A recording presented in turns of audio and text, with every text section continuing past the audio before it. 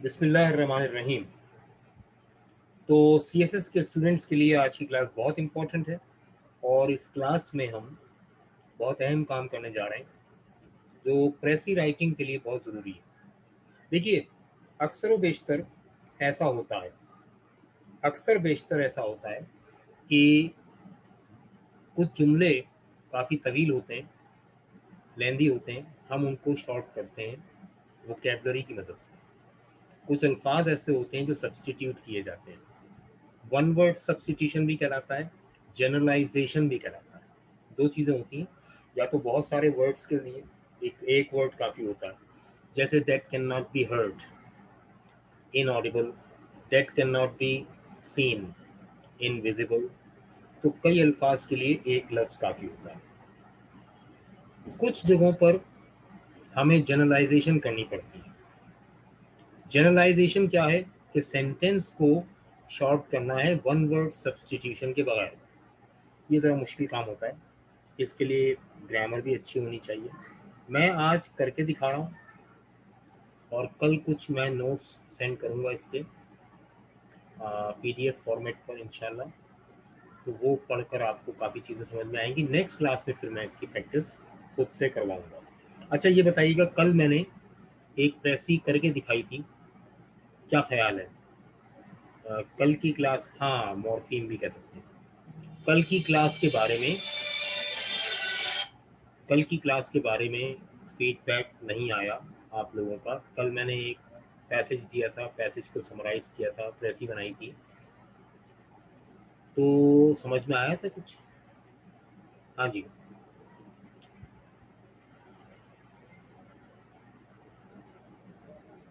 No reply, इसका मतलब किसी की समझ में नहीं आया जी। अभी तक नो रिप्लाई, इसका मतलब मैं अच्छा नहीं पढ़ा रहा। अच्छा जी, बहुत अच्छी तरह समझ रहे हैं, अच्छी बात है। चलो, सब तो जवाब नहीं दे रहे, एक तो जवाब दे रहे हैं। व्हाट्सएप पर फीडबैक आया था मेरे पास। अच्छा, बस प्रैक्टिस करेंगे इंशाल्लाह। प्रैक्टिस तो मैं करवाऊंगा आपको, इतनी करवाऊंगा कि आप थक जाएंगे। कल की क्लास में मुझसे लिंक ओपन नहीं हुआ। हाँ, आपके साथ इंटरनेट का प्रॉब्लम था, लेकिन रिकॉर्डेड क्लास अवेलेबल है वहाँ पर गूगल क्लासरूम पर, और उसका लिंक मैंने सेंड किया था। वो पता नहीं आप लोगों को मिला नहीं मिला। मैं ग्रुप पे दोबारा आज लिंक सेंड कर दूंगा, ठीक है? चलें स्टार्ट करते हैं। छोटी सी क्लास है, ज़्यादा लंबी क्लास नहीं। ये देखिए, ये कुछ वर्ड्स हैं।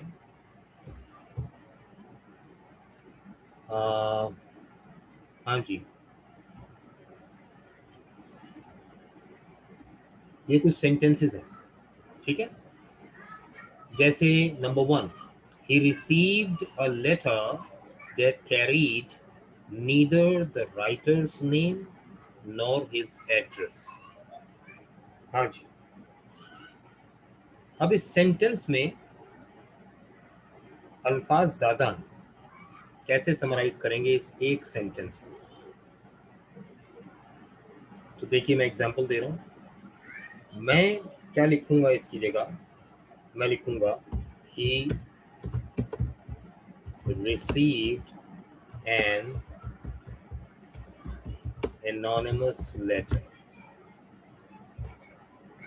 चल, आई बात समझ में? अच्छा, रेजोल्यूशन का मसला हो रहा है तो मैं अपनी वीडियो ऑफ कर देता हूँ। हाँ जी, मेरा ख्याल है ज़्यादा अच्छा समझ में आ रहा होगा आपको, ठीक है ना? जी जनाब, क्या समझ में आया? He received a letter that carried neither the writer's name nor his address। अब ऐसा लेटर जिसके अंदर ना राइटर का नाम लिखा हो, ना एड्रेस लिखा हो, पता ही ना चले किसने लिखा है, तो हमारे पास इसके लिए खूबसूरत वर्ड है एनोनिमस। एनोनिमस, यूट्यूब पर मेरी वोकैबुलरी की क्लासेस में एनोनिमस को ओपन करके इसके मीनिंग्स डेसिफर किए हैं मैंने, ठीक है ना? वैसे बता दूं, इसमें रूट वर्ड है NYM, निम। निम का मतलब होता है नेम, और एनो लग गया तो अगेंस्ट हो गया, उसके ऑपोजिट हो गया विदाउट नेम। तो एनोनिमस एडजेक्टिव है। OUS जिस वर्ड के एंड में OUS आता है वो एडजेक्टिव होता है। He received an anonymous letter. हाँ भाई जल्दी से। अब इसके बाद के सेंटेंसेस देखिए कितने हैं, 1 2 3 4 5 6 7 8 सेंटेंसेस हैं। जल्दी जल्दी बताइएगा, चैट में सेंड कीजिएगा सेंटेंस। जैसे सेकंड सेंटेंस है, he was charged with having carried on a trade in contraband goods. हाँ जी, कॉन्ट्राबैंड का मतलब होता है जिसको गवर्नमेंट ने बैन लगा रखा हो, कॉन्ट्राबैंड गुड्स कहलाती है। ऐसी गुड्स की तिजारत करते हुए, तिजारत करने का उस पर इल्ज़ाम है। चार्ज का मतलब होता है इल्ज़ाम। ही वॉज चार्ज्ड, उस पर इल्ज़ाम था। With having carried, having carried का मतलब कैरी करते हुए यानी ले जाने का। On a trade in contraband goods, उन चीज़ों को की तिजारत जिनका ऊपर बैन लगा हुआ है, गवर्नमेंट की तरफ से मना है। अब उसके ऊपर ये इल्ज़ाम था। तो मुझे जल्दी से बताइए इस सेंटेंस में। अच्छा एक मैं हिंट देता हूँ। मेरे ख्याल में चैट रूम के अंदर आप लोग शर्माते हैं आंसर करते हुए, जवाब कोई नहीं देता, सब जो हैं सिर्फ सुन रहे होते हैं और देख रहे होते हैं।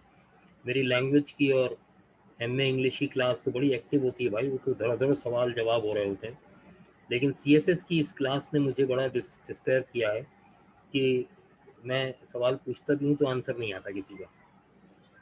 तो ऐसी क्या बात है, एक्टिवली पार्टिसिपेट करें क्लास में तो सीखेंगे, सुन होकर बैठेंगे तो नहीं सीखेंगे। अब देखिए जैसे मैं आपको इशारा दे रहा हूँ, हिंट दे रहा हूँ, ही वॉज चार्ज, उस पर इल्ज़ाम था। ठीक है भाई, अब आगे देखो क्या लिखा है। With having carried on a trade in contraband goods, ऐसी चीज़ों की तिजारत, गैर कानूनी तिजारत जिन पर बैन लगा हुआ है। तो ऐसी चीज़ों की तिजारत करना यानी एक मुल्क से दूसरे मुल्क में ले जाना जिन पर बैन लगा हो, ऐसी तिजारत को हम क्या कहते हैं? बड़ा आसान वर्ड है इसके लिए, एक वर्ड है सिंपली। वो एक वर्ड कहाँ लगेगा देखिए मैं आपको बता दूं। यहाँ अगर मैं इतना लिखूं, he was charged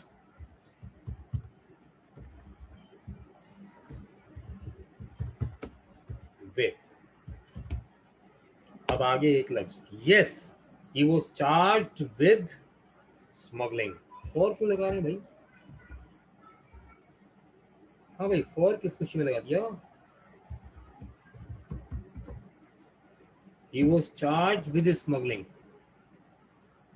इलीगल तो है वो तिजारत, उस इलीगल ट्रेड को हम क्या कहते हैं? स्मगलिंग कहते हैं। तो बेस्ट वर्ड यहाँ पर स्मगलिंग है। he was charged with smuggling, ठीक है ना? स्मगलिंग के मीनिंग है having carried on a trade in contraband goods.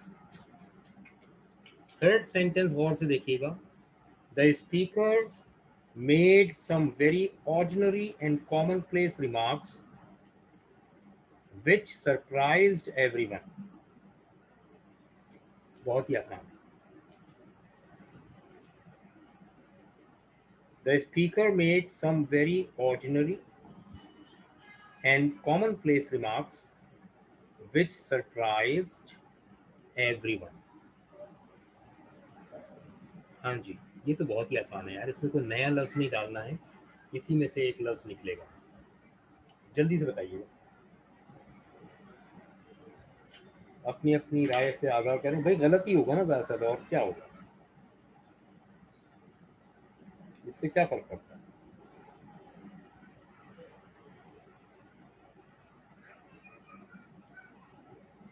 कोई जवाब नहीं आ रहा है।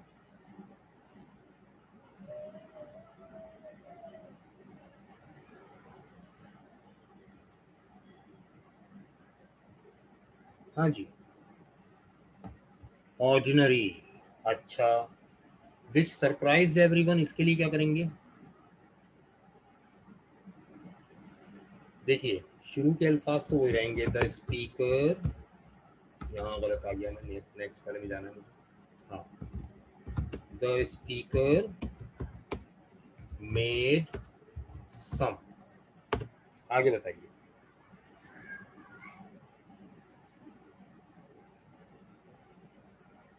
एस्टोनिश, सरप्राइजिंग, सरप्राइजिंग कर दें? नहीं, शॉक तो लोग हुए ना। अब देखिए मैं लफ्ज लेकर आ रहा हूँ, सरप्राइजिंग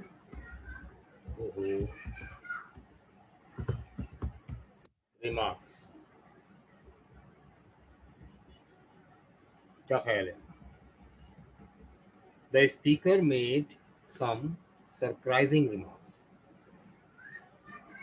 सरप्राइजिंग रिमार्क्स का मतलब ऐसे रिमार्क्स जो लोगों को हैरान कर दें। अच्छा, ऑर्डिनरी एंड कॉमन प्लेस।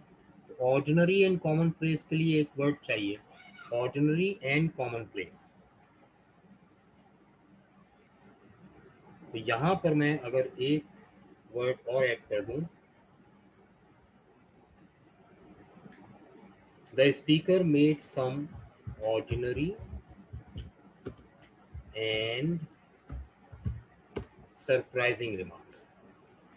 अब जरा देखिएगा, मुख्तसर हो गया सेंटेंस। ऑडिबल का मतलब होता है विच कैन बी हर्ड, जो सुना जा सके। वो तो यहाँ सूटेबल नहीं है। ऑर्डिनरी एंड कॉमन प्लेस के लिए मैंने एक वर्ड ले लिया, ऑर्डिनरी। ठीक है ना? तो ये मैंने आसान करके बताया। अब देखिए मैं यहां से अगर ऑर्डिनरी एंड निकाल दूं, एक वर्ड यहां पर ऐड कर दूं, BANAL, बैनल रिमार्क्स, तो मीनिंग वही निकलेंगे कि सरप्राइजिंग बैनल रिमार्क्स, यानी the ordinary and common place के लिए आया है banal. Ordinary and common place के लिए एक वर्ड मैंने लिखा है बैनल, लेकिन पहले वाला भी सही था। लाजमी नहीं ना कि हमारी वोकैबुलरी इतनी जबरदस्त हो, तो पहले वाला भी सही था, वो गलत नहीं था। ठीक है। अब ये चौथा सेंटेंस जो है, he looked like a man who had spent many years of his life in soldiering. हाँ जी, तो पहले तो मैं ये लिख दूं, ही लुक्ड लाइक। हाँ, अब बताइए, एक वर्ड इस्तेमाल होता है लुक लाइक अ सोल्जर, लेकिन वो जो है who had spent many years of his life, तो अगर किसी फील्ड में कई बरस आप गुजार चुके हैं तो आप क्या बन जाते हैं? नंबर एक, पहला कॉमन वर्ड, हाँ जी, एक्सपीरियंस्ड सोल्जर। क्या ख्याल है? हाँ, हो गया ना छोटा? He looked like an experienced soldier. ये बात समझ में आई? अच्छा, अब एक्सपीरियंस्ड सोल्जर जो है, ये जो फ्रेज है एन एक्सपीरियंस्ड सोल्जर, इसकी जगह में हाँ एक वर्ड इस्तेमाल कर सकता हूं, वेटरन। फिर सोल्जर लिखने की भी जरूरत नहीं, वेटरन होता ही एक्सपीरियंस्ड सोल्जर है। ठीक है। ये तो आजकल की इंग्लिश में होने लगा कि जो शख्स जिस फील्ड में भी हाईली एक्सपीरियंस्ड है उसको उस फील्ड का वेटरन कहा जाने लगा, वरना लिटरेचर में, इंग्लिश में हमें ज़्यादातर वेटरन का वर्ड एक्सपीरियंस्ड सोल्जर के लिए ही मिलता है। तो सोल्जर इजाफी लफ्ज़ है, खाली he looked like a veteran काफ़ी है। He looked like a veteran. क्या ख्याल है भाई, समझ में आया? The speaker was asked to make a speech on the spur of the moment. The speaker was asked to make a speech on the spur of the moment. Spur of the moment यानी उसी वक्त, फौरन, यानी बगैर तैयारी के, बगैर याद किए हुए आपको स्पीच करने के लिए कहा गया। अब बताइए ऐसी स्पीच को क्या कहते हैं? बाकी सेंटेंस तो वही रहेगा। The speaker was asked for, हाँ जी, इमीडिएटली का तो मतलब होता है फौरन। यहाँ पर हम कहना ये चाह रहे हैं, देखो एक तकरीर वो होती है जो लिख कर की जाती है, आप घर से लिख कर लेकर गए या किसी से लिखवा के लेकर गए, जाके पढ़ दिया आपने, है ना। लेकिन एक और तकरीर होती है जो आपको फिलबदी करनी होती है, ऑन द स्पॉट करनी होती है, यानी स्पर ऑफ द मोमेंट करनी होती है। ऑन द स्पॉट या स्पर ऑफ द मोमेंट एक ही बात है, अनप्लान्ड होती है ना। इसके लिए एक खास वर्ड इस्तेमाल होता है, वो मैं लिख रहा हूँ, शायद सुना होगा आपने, एक्सटेम्पोर स्पीच। एक्सटेम्पोर का मतलब होता है विदाउट एनी प्रिपरेशन। एक्सटेम्पोर, ये वर्ड सुना तो होगा सबने। देखिए बहुत सारे वोकैबुलरी के वर्ड्स ऐसे होते हैं जो हमारे सुने हुए होते हैं, इस्तेमाल किए हुए होते हैं, लेकिन एन वक्त पर हमारे जहन में नहीं आ रहे होते, है ना। तो प्रैक्टिस की मदद से हम ये कर सकते हैं कि उन वर्ड्स को रिवाइव कर लें अपने जहन में, ताकि सही वक्त पर वो अल्फाज हमारे जहन में फ़ौरन जाग जाएं। एक्सटेम्पोर का वर्ड कोई इतना मुश्किल वर्ड नहीं, मेरा ख्याल है सबने ही सुना होगा, ठीक है ना। अच्छा, her behaviour showed that she had a mind insensible to gentle thought. अब शुरू के अल्फाज तो वही रहेंगे, जैसे शी हैड अ, हाँ, हर बिहेवियर, सॉरी, हर बिहेवियर शोड। अच्छा, ये टाइपिंग में असल में अमेरिकन में यू इस्तेमाल, आई इस्तेमाल नहीं करते, आई ओ आर, यू इस्तेमाल नहीं करते वो, अमेरिकन स्पेलिंग ये है, तो इसलिए कंप्यूटर एरर देता है। हर बिहेवियर शोड, हाँ जी, और उसका बिहेवियर क्या शो करता है, कैसा दिमाग है उसका। She had a mind insensible to gentle thought, यानी जो जेंटल थॉट है उसके लिए उसका जहन जो है इनसेंसिबल है। हाँ जी, ऐसे माइंड को क्या कहते हैं आप, लिखूं मैं, सोच रहे हैं, ये याद रखने वाले अल्फाज हैं। अ कॉलस माइंड, कॉलस का मतलब होता है which is insensible to gentle thought, यानी ऐसा जहन जो जेंटल थॉट के सामने इनसेंसिबल हो, यानी इसके अंदर किसी किस्म की भी जेंटल थॉट को समझने की सलाहियत ना हो। गेट माई पॉइंट, हाँ जी, फिर सो गए सब। अच्छा, Keats poetry abounds in purely functions narratives usually involving supernatural was paid to him। नहीं, ये सेंटेंस में मिस्टेक है, मैं सेंटेंस सही लगा, super natural events and person. हाँ हाँ हाँ, ये यहाँ पर ये है, नीचे वाला सेंटेंस आ गया, super natural events and person. चलो, अब सही हो गया। कीट्स की जो पोइट्री है, एमिएबल का वर्ड किसके लिए कहा आपने, कॉलस के लिए ना, कॉलस के लिए एमिएबल का वर्ड बताया ना आपने। एमिएबल के मीनिंग जो होते हैं वो थोड़ा सा डिफरेंट, यहाँ पर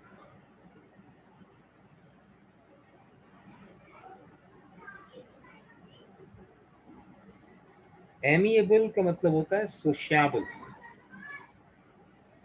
एडमायरेबल, यहाँ तारीफ में नहीं कहा गया। एमिएबल तारीफी लफ्ज है, कॉलस तारीफ में नहीं कहा गया, ठीक है ना। एमिएबल तो पॉजिटिव वर्ड है, ठीक है। अच्छा, कीट्स पोइट्री अबाउंड्स इन Purely fictitious narratives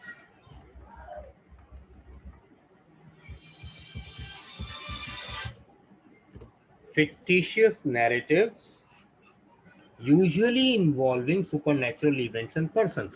John Keats एक पोएट गुजरा है, उसके बारे में बात हो रही है कि उसकी पोइट्री जो है ना प्योरली फिक्टिशियस नैरेटिव है, यानी अफसानवी कहानियां हैं, usually involving supernatural events and persons, जिसमें आमतौर पर मावराए अक्ल, सुपरनैचुरल, मावराए फितरत वाकयात और शख्सियात होती हैं। अच्छा, ऐसी कहानियां जिसमें मावराए फितरत, मावराए अक्ल, शख्सियात, कैरेक्टर्स और इवेंट्स हों, ऐसी कहानियों को हम क्या कहते हैं? एक लफ्ज इसके लिए है, और वो क्या है? हाँ जी, क्या वर्ड है? बड़ा आसान वर्ड है, आप सबने सुना। Mythology, very good. माइथोलॉजी के बजाय इसको छोटा कर दीजिए, मिथ। माइथोलॉजी तो पूरा एक सिस्टम आ जाएगा ना, पूरा एक रिलीजन आ जाएगा। Myth, very good. हाँ जी, अब देखें आपका भी जहन चलना शुरू हुआ, वेरी गुड। तो अगर मैं यहाँ सिर्फ एक लफ्ज ऐड कर दूं, मिथ। कीट्स पोइट्री अबाउंड्स इन मिथ्स। कीट्स की शायरी मिथ पर मुश्तमिल है। कीट्स पोइट्री अबाउंड्स इन मिथ्स। हाँ भाई, मजेदार एक्सरसाइज है ये, दिमागों की एक्सरसाइज हो रही है एक्चुअली आपके। मैं उन अल्फाज को जगा रहा हूं जो आपके जहन में ऑलरेडी मौजूद हैं। मैं जानता हूं इतनी इंग्लिश आती है आपको, लेकिन उन अल्फाज को जगाना है। His post was one for which no remuneration was paid to him. Remuneration किसे कहते हैं? सैलरी या पेमेंट वगैरह। उसकी पोस्ट ऐसी है कि उसके बदले में उसे कुछ पैसे वैसे नहीं मिलते, फ्री में काम करता है, फ्री में काम करता है भाई।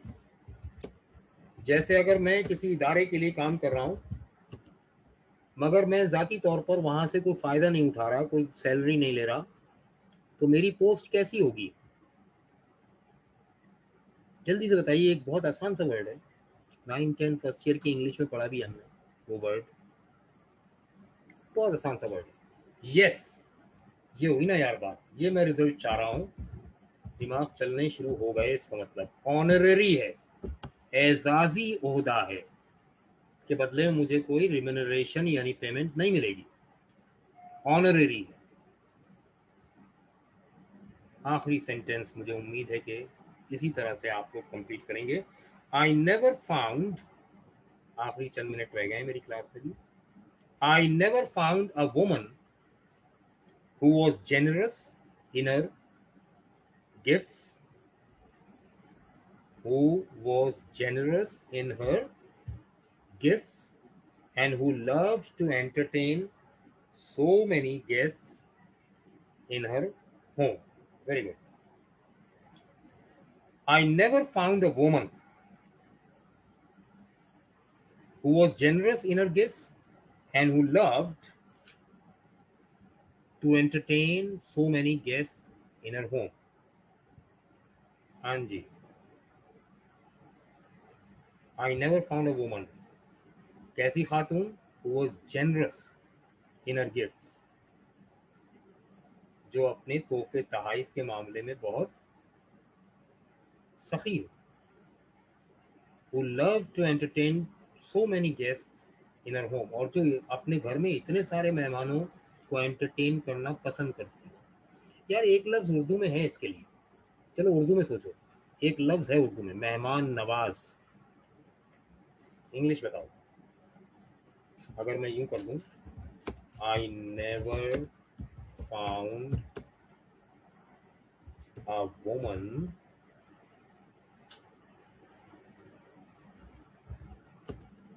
so yes hospitable, so hospitable, या I never found so hospitable a woman, या I never found a woman so hospitable, ठीक है ना। इतनी ज्यादा मेहमान नवाज खातून मैंने कभी नहीं देखी। क्या ख्याल है? वैसे खवातीन होती मेहमान नवाज है, यहाँ झूठ लिखा है। हाँ जी, तो मजा आया आज की एक्सरसाइज में। क्या ख्याल है, ऐसी एक्सरसाइजेस दूं आपको करने के लिए? तो दिमाग चलना शुरू होगा ना आपका भी। हाँ, जब समराइज करेंगे किसी पैसेज को तो ये चीजें आप बाउंटीफुल, बाउंटीफुल में सही तो आ जाएगा, लेकिन मेहमान नवाज कैसे आएगा?